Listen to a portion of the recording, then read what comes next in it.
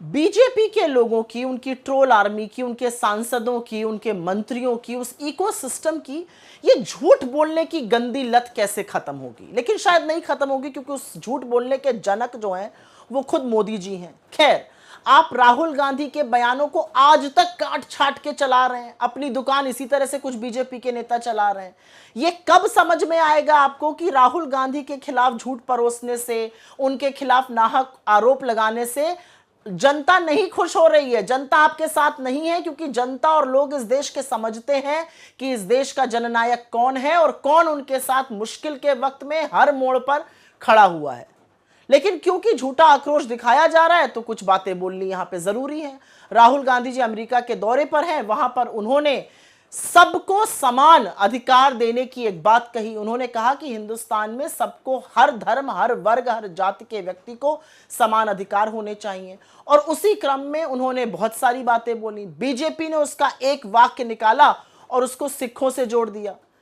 आपका झूठा आक्रोश क्योंकि दिख रहा है तो आपसे कुछ सवाल पूछे जाने हैं। कहां था यह आक्रोश जब बीजेपी के सांसद और इनके मंत्री पंजाब से आए हुए किसानों को, हरियाणा से आए हुए किसानों को, इस देश के तमाम किसानों को आतंकी, खालिस्तानी, मवाली, गुंडे कहते थे? कहां था आपका आक्रोश जब पंजाब से आए हुए किसान, हरियाणा से आए हुए किसान, इस देश के तमाम किसानों में से 750 किसानों की अपने हक के लिए लड़ते हुए शहादत हुई? कहां था आपका आक्रोश जब नरेंद्र मोदी ने किसानों, और वो किसान जो पगड़ी पहने हुए थे, जो पग पहने थे, उनके लिए बड़ी बड़ी चट्टानें खड़ी कर दी, रास्ते खुदवा दिए, तारे और कीले गड़वा दी कि वो दिल्ली में एंटर ना कर सके, किलेबंदी कर दी दिल्ली की? कहां था आपका आक्रोश जब आपकी सांसद इस देश के अन्नदाताओं को, इस देश के किसानों को हत्यारा और बलात्कारी कहते हैं? असलियत यह है कि राहुल गांधी इस देश को आईना दिखा रहे हैं, क्योंकि आज इस देश के हालात कुछ ऐसे हैं कि ट्रेन में बैठे हुए एक व्यक्ति पर हमला इसलिए किया जाता है क्योंकि वो एक वर्ग, एक धर्म से आता है, उसके साथ उसको थप्पड़ मारे जाते हैं, उसके साथ बदतमीजी की जाती है। वो बुजुर्ग है क्योंकि वो मुसलमान है।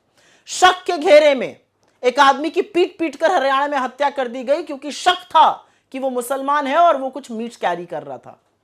असलियत तो यह है कि हरियाणा में आर्यन मिश्रा जैसे युवा की पीछे पड़ के, गाड़ी का पीछा करके हत्या की गई, और हत्यारे को यह मलाल नहीं है कि उसने 17 साल के युवा की हत्या कर दी, उसको यह मलाल है कि उसने उसको मुसलमान समझा। और आक्रोश भी तब हुआ क्योंकि वो हिंदू था। यह इस देश के हालात आपने कर दिए हैं। लेकिन एक सवाल पूछना चाहती हूं, पंजाब जाने से खौफ क्यों है? ये वही प्रधानमंत्री है ना जिन्होंने पंजाब की अस्मिता पर सवाल उठा दिया था, पंजाब में अपने खिलाफ असुरक्षा पर सवाल उठा दिया था। क्या पंजाबीज आपको सुरक्षित नहीं रख सकते थे? क्या पंजाब आपको सुरक्षित नहीं रख सकता था? झूठा आक्रोश दिखाना, काट छाट के बयान चलाना, इस तरह की राजनीति का सहारा बीजेपी लगातार तब तक लेती रहेगी जब तक मुद्दों से भटकाएगी। लेकिन आपके सामने विपक्ष खड़ा है, इंडिया अलायंस खड़ा है, कांग्रेस पार्टी खड़ी है, राहुल गांधी खड़े हैं, और मुद्दों से हम आपको भटकने नहीं देंगे।